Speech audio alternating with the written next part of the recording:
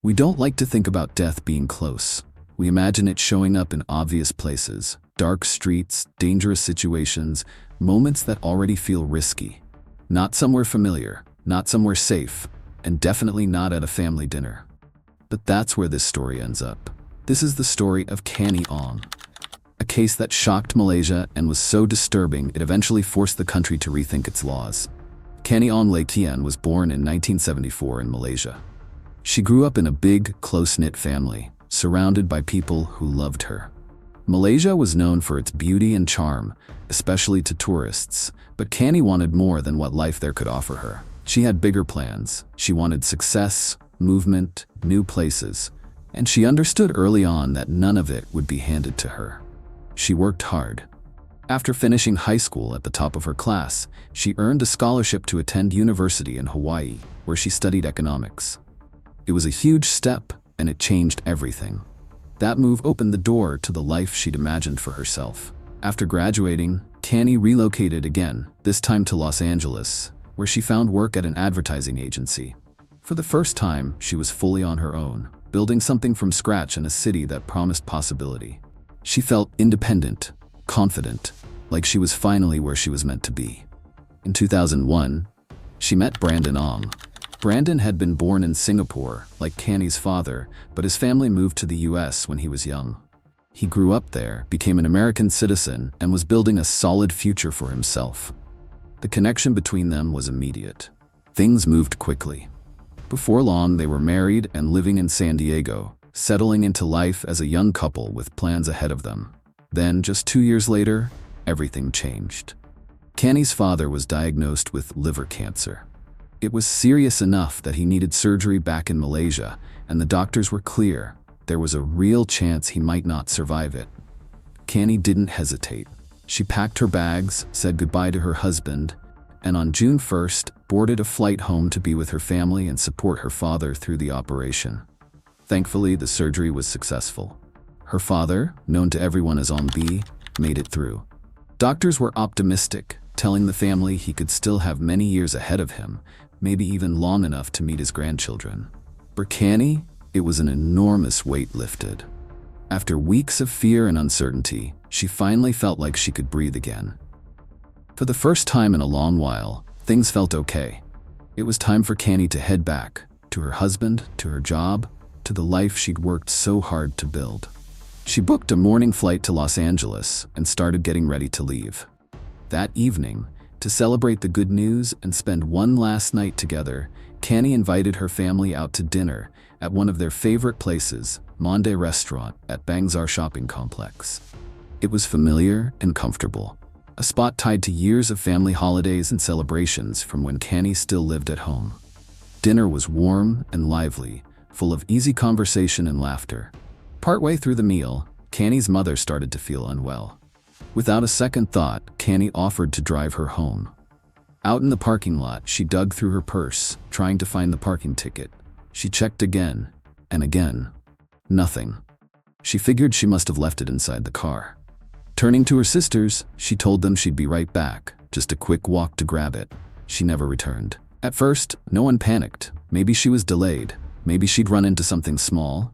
But as the minutes stretched on, her mother grew uneasy and decided to go look for her. When she reached the parking lot, Canny wasn't there. Neither was her car. The worry set in fast. 30 minutes passed. One of her sisters tried calling her phone, but it was switched off. That alone felt wrong. Canny was careful, organized, the kind of person who always checked in if plans changed. This wasn't like her. The family knew something was seriously wrong. Her father rushed to the parking attendants and pleaded to see the security footage. On the screen, everything looked normal at first. Canny walked toward her car, her purse in hand, clearly searching for her keys. Then they noticed someone else, a man walking just behind her. When she slowed down, he slowed down. When she picked up her pace, he did too. From another camera angle, they watched her car pull out of the parking lot. But the person driving wasn't Canny. It was the same man who'd been following her moments earlier. Canny was in the passenger seat. There was no confusion anymore. She hadn't just disappeared. She had been taken. The family called the police immediately. To their credit, the police moved quickly. As soon as the stolen car was reported, officers launched a full search. Within a couple of hours, a highway patrol unit spotted a vehicle that matched the description. At that point, they didn't yet know exactly what they were dealing with, whether it was a theft, a kidnapping, or something else entirely. So they kept things calm and routine. The officers pulled the car over under the pretense of a standard document check. When the vehicle stopped, the driver looked tense. He tried to cover it with a polite smile as he handed over his license, but the nerves were obvious. In the passenger seat was Canny. She looked terrified, but she was doing her best to stay composed. While one officer reviewed the driver's papers, Canny tried to catch his attention. Small movements, subtle signals, anything she could manage without setting off alarm bells. The officer didn't catch on. The driver did. The moment he realized what she was trying to do, he floored the accelerator and sped off. The patrol officers reacted immediately, firing warning shots as the car tore down the highway. Despite the pursuit, the suspect managed to get away. Still, the police had something important: the driver's identification. His name was Ahmad Najib bin Aris. He was 27 years old. Ahmad was born in 1976 in Muar Johor, the second of 4 children. He left school after his 3rd year of secondary education to help support his family. By most accounts, he worked hard and kept to himself. In 1998, he moved to Kuala Lumpur, got married, and later became the father of 2 children. People who knew him described him as polite, responsible, and quiet. Not someone anyone would expect to be connected to a crime like this. But that image wouldn't last. Just a few hours after the highway chase, police received an unexpected lead. A young man walked into a station with a strange story. He said he'd been eating at a roadside cafe when another man approached him, asking for help. According to him, the man claimed he was traveling with his wife when one of their tires blew out, leaving them stranded. Wanting to help, the witness followed the man outside and offered him a jack. But as he got closer to the car, something immediately felt wrong. There were bullet holes in the side of the vehicle, and sitting in the front seat was a woman who looked terrified. Nothing like someone on a casual road trip with her husband. That woman was Canny. The man never actually fixed the tire. He just messed with the jack for a bit, muttered something under his breath, and then handed it back, saying he didn't need it after all. That was when police finally understood what they were dealing with. The woman in the car was Canny Ong. The man pretending to be her husband was Ahmad Najib. But tragically, that was also the last time Canny was ever seen alive. 3 days later, her body was found inside a sewer manhole near a construction site. It had been burned so badly that identifying her wasn't easy. The autopsy later showed she had been stabbed several times in the stomach and then strangled. Not far from the same construction site, investigators located her car. One of the tires had been punctured, shot out more accurately. Inside the vehicle, there were bloodstains on the back seat, clear signs of what had happened. And this is the part that stunned a lot of people. Even though police already had the suspect's identification, his name, his address, everything, they didn't go looking for him until after Canny's body was discovered. When they finally did, Ahmad was exactly where you'd expect him to be. At home, going about his life as if nothing had happened, as if he hadn't abducted a woman, fled from police, or driven away while officers fired warning shots. After his arrest, forensic tests confirmed what investigators already believed. Canny's blood was found throughout his car. His DNA was there as well. Murders like this are extremely rare in Malaysia. The country's laws are strict, and a murder conviction carries the death penalty, not life in prison. So the obvious question became, what was Ahmad thinking? Did he really believe he could escape this? It seems he thought cooperation might save him. Ahmad confessed without hesitation and agreed to help investigators, believing that being honest would somehow spare him from execution. At trial, Ahmad tried to present himself as an innocent man caught in a misunderstanding. He told the court that on the night of the crime, he'd actually been looking for another woman and had mistaken Canny for someone else. According to him, once he realized the mistake, they laughed it off while sitting in the car. He claimed that all he did afterward was try to persuade her to have sex with him. But even that explanation quickly unraveled. Ahmad went on to say that Canny never resisted him at all. He insisted everything that happened between them was consensual. He even tried to explain away the marks on her neck, claiming they were part of a sexual fantasy gone wrong, and that her death had been an accident. He said he panicked afterward, and that panic was why he burned her body. It was a story carefully constructed to protect him. If the court had accepted it, the charges could have been far less severe, possibly abuse of a corpse, or at most, negligent homicide. In his version of events, Canny had supposedly agreed to everything. When prosecutors challenged that claim, his lawyer pushed back, arguing, if it wasn't consensual, why didn't she run when he stopped to change the tire?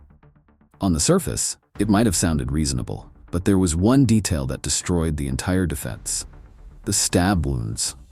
Multiple stab wounds to Canny's abdomen made his story impossible to believe. From that point on, the defense collapsed. The version Ahmad presented simply didn't match the evidence. Investigators had their own account, one supported by forensic findings and a clear timeline. According to the investigation, Ahmad noticed Canny alone in the parking lot outside Mond restaurant. He followed her. When she opened her car door, he pulled out a knife and forced her into the passenger seat, then got behind the wheel himself. After the brief encounter with police on the highway and the failed attempt to deal with the damaged tire, he drove her to a remote area. There, inside the car, he assaulted her repeatedly. Canny fought back, trying to survive. In response, Ahmad stabbed her multiple times before finally strangling her with a belt from her coat. That was the reality the evidence revealed, one that no story could undo. After she died, he pulled her body from the car and dumped it into a nearby manhole, covering it with old tires in an attempt to hide what he'd done. But even then, he wasn't finished. The next day, he came back with several cans of gasoline. He poured it over her body and set it on fire. As investigators pieced everything together, they uncovered another disturbing truth. This wasn't Ahmad's first crime. Before Canny, he had assaulted at least 4 other women. None of them reported him. They were scared, ashamed, and their silence allowed him to keep going. Canny could have been anyone: a daughter, a sister, a wife, a friend, someone who crossed paths with a man who had already gotten away with too much for far too long. On February 23, 2005, after years of hearings and delays, the court finally delivered its verdict. Ahmad Najib was found guilty and sentenced to death. He was also given 10 lashes, but no sentence could ever undo what had been done. No punishment could ease the pain of parents who had lost their daughter in such a violent, senseless way. From prison, Ahmad tried repeatedly to avoid that fate. He filed multiple appeals and even wrote directly to the Sultan of Selangor, pleading for a pardon. Every request was denied. 13 years after Canny's murder, on September 23, 2016, the case finally came to an end. Ahmad Najib was executed by hanging. The crime shook Malaysia. People weren't just horrified by how violent it was, but by how easily it happened, how a woman could be taken from a well-lit, busy parking lot just steps away from her own family. In the aftermath, authorities made changes. More CCTV cameras were installed across cities. Security was increased in shopping centers and public spaces. Women-only parking areas were introduced, all with the goal of preventing something like this from happening again. The hardest truth is this: it took the death of an innocent young woman, a daughter who had traveled halfway across the world just to be with her sick father, for real change to begin. If you found this case as haunting as we did, make sure to like this video and subscribe for more true crime stories. We share new cases regularly. Until next time, stay safe and stay vigilant.